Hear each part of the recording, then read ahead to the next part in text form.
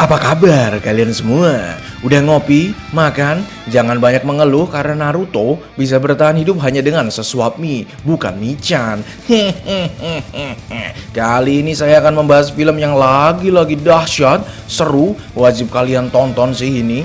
Mengisahkan peperangan beberapa kaum, diantaranya ada manusia, kurcaci, peri, dan monster yang saling memperebutkan sebuah harta dan kekuasaan. Film ini berjudul The Hobbit, The Battle of the Five Armies. Masih satu kakek dengan sequel series The Lord of the Rings. Tanpa berlama-lama, langsung saja siapkan kopi, siapkan cemilan, paskan posisi kepala dan bokong Anda. Kita masuk ke pembahasan film.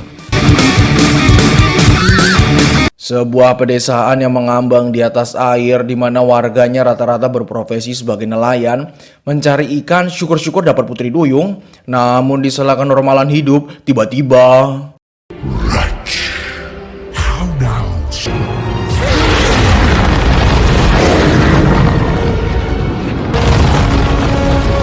desa tersebut diporak-porandakan sesosok naga, ngobong-ngobong membakar desa. Semua makhluk panik termasuk manusia, kucing, jin, dan apapun itu. Kisah berfokus kepada seorang pria yang terkurung di dalam penjara, entah karena apa, padahal situasi lagi kacau. Mungkin karena menyuarakan pendapat, jadi dikurung.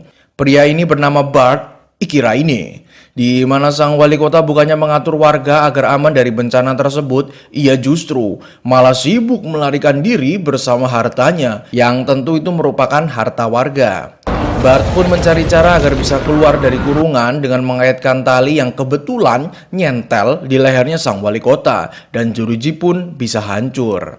Berbeda dengan sang wali kota yang melarikan diri, Bart justru punya idealisme yang berbeda, yaitu melawan sang naga tukang marah tersebut. Naga ini ternyata memiliki nama, yaitu Smoke. Bart sempat gagal berkali-kali menembakkan anak panahnya karena memang kulit dari naga tersebut tebal. Namun sang anak muncul membantu ayahnya dengan membawakan sebuah panah besar yang sudah dibejep-bejep ajian wesi-wesi.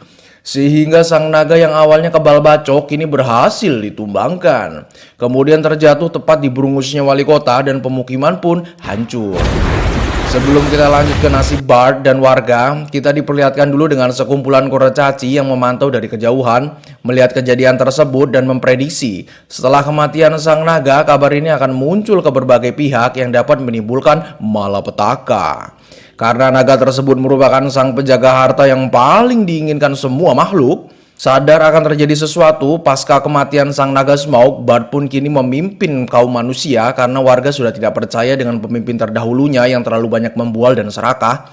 Bersama kurcaci segera menuju ke sebuah kerajaan di mana lokasi harta tersebut berada untuk membangun peradaban manusia yang sudah hancur. Dan di sini kita diperlihatkan adegan seorang kurcaci yang bernama Kili jatuh cinta kepada seorang peri yang bernama Tauriel. I think you do. Namun saat Tauriel meminta izin kepada tuannya yang bernama Legolas, tidak diberi izin karena memiliki misi untuk menyelidiki bangsa Orc. Singkat cerita, Brad perjalanan menuju kerajaan bersama warga. Kerajaan tersebut dimiliki oleh kaum kurcaci dan dipimpin oleh raja yang bernama Thorin. Ini bentukannya. Bangsa kurcaci dan manusia sendiri sebetulnya sudah berada dalam satu kubu, dan sang raja kurcaci sudah berjanji akan membagi harta yang ada di kerajaan tersebut kepada yang berhak menerima.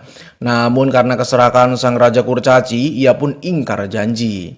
Tanpa mereka sadar, kabar kematian sang naga Smoke sudah tersebar hingga salah satu bangsa, yaitu monster, tidak hanya ingin meminta harta namun juga ingin menguasai tempat tersebut. Berbagai cara dilakukan, salah satunya mencoba merebut sebuah cincin yang sedang dipegang oleh penyihir yang bernama Mithrandir atau Gandalf.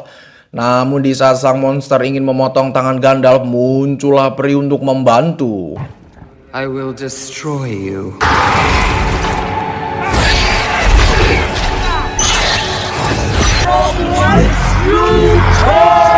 Gandalf pun segera menuju ke kerajaan Thorin guna menghentikan kekacauan.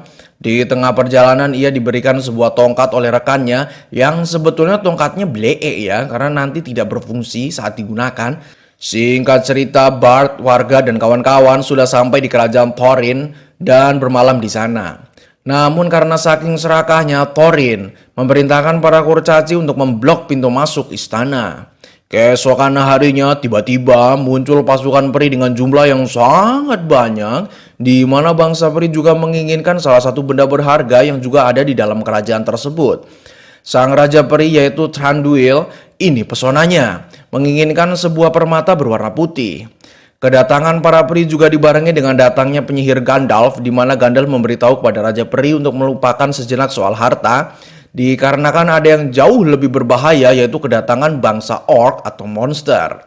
Namun lagi-lagi sang raja juga terbutakan oleh harta dan tidak mendengarkan perkataan Gandalf. Bard pun meminta agar diberi kesempatan untuk berunding terlebih dahulu dengan kurcaci. Singkat cerita, Bard pun menemui Thorin untuk berunding.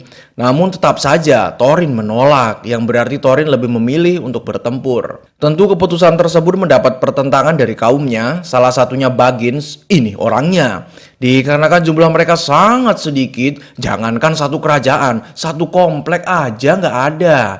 Namun dengan percaya diri, Thorin mengatakan bahwa jangan pernah meremehkan kurcaci karena ia memiliki sebuah rencana. Mendengar keputusan sang Raja Kurcaci, Baggins pun mencoba melerai dengan cara memberikan kepada Raja Peri Thranduil sebuah batu berharga milik kerajaan Kurcaci, juga benda yang sangat penting bagi Thorin, yaitu permata Arkenstone yang ia sembunyikan. Keesokan harinya sebelum perang dimulai, Thranduil, Bard, dan Gandalf menemui Thorin untuk rundingan terakhir. Dengan mengatakan bahwa permata Arkenstone sudah ada di tangan Raja Peri, namun hal itu justru membuat sang raja semakin marah dan memilih untuk berperang. Di sela kepanikan bangsa Kurcaci dengan jumlah pasukan yang sama sekali tidak sebanding dengan kerajaan peri, tiba-tiba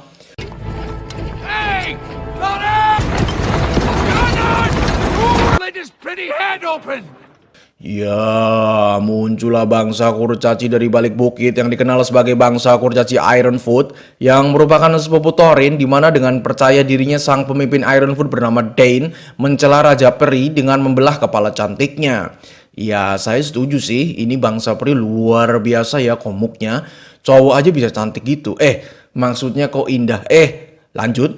Bangsa peri pun memulai pertarungan dengan melemparkan ribuan anak panah, kemudian dibalas oleh Ironfoot dengan panah berputarnya dan memblender semua pasukan cantik tersebut, maksudnya peri. Namun di sela keseruan, tiba-tiba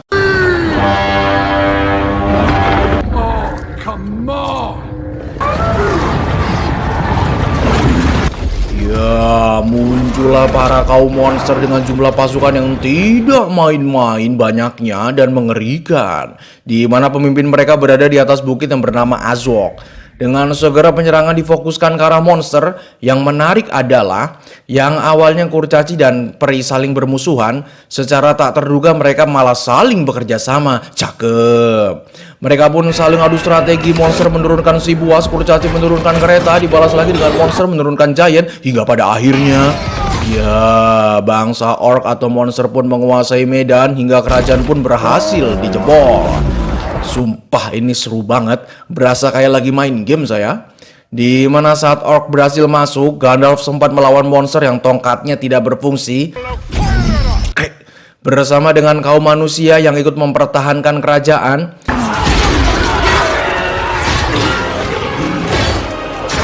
Di mana saat sibuk berperang, anak dari Bard bukannya sembunyi tapi malah teriak-teriak, manggil-manggil, nggak tahu apa alasannya, padahal udah tahu gitu kan lagi perang.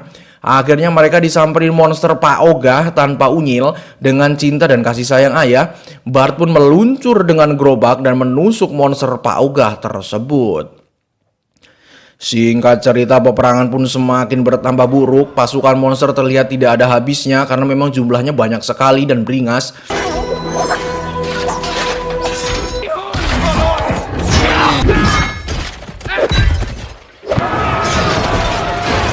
Karena sudah terpojok, sang Raja Kurcaci Thorin pada akhirnya membesarkan hatinya untuk membuka gerbang kerajaan dan ikut bertempur bersama kaum dan sekutunya. Di mana saat Thorin keluar, serentak para Kurcaci bersamaan maju mengikuti sang raja dengan formasi tombak hingga sempat membuat para orc terpukul mundur.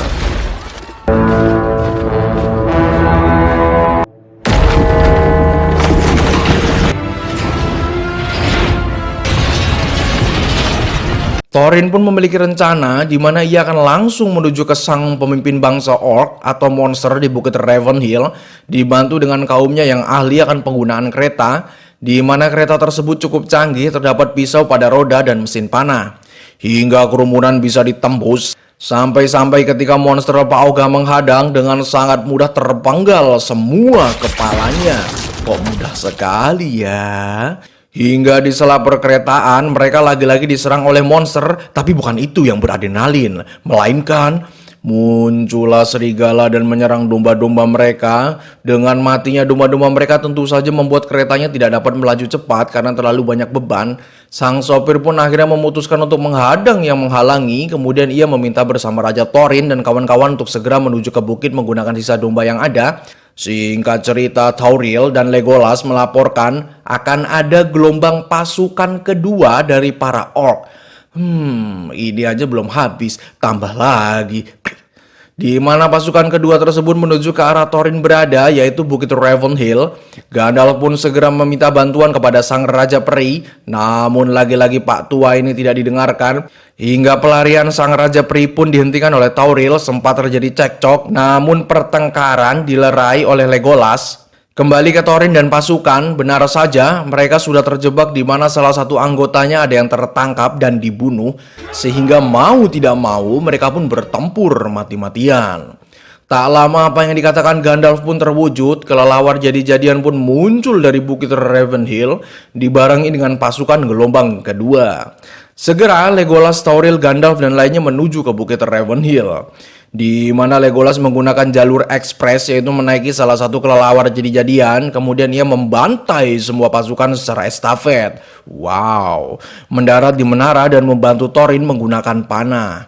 Lagi-lagi adegan klasik, yaitu teriak-teriak pun terjadi lagi, di mana Tauriel yang lagi asyik teriak-teriak mencari Kili, tiba-tiba ia diserang oleh bangsa orc yang cukup kuat.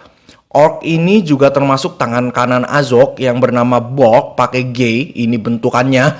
Kili pun segera membantunya, namun naas. Karena kemampuannya tidak sebanding, Kili pun tewas. Melihat kejadian naas tersebut, Legolas pun membantu Tauriel, namun busur panahnya habis. Segera, ia pun memutar otak dengan merobohkan menara menggunakan monster yang matanya ditancepin rantai. Dengan segala pengalamannya pernah berguru dengan Jack Sparrow dan menjadi kapten kapal Flying Dutchman, orc tersebut mampu dikalahkan.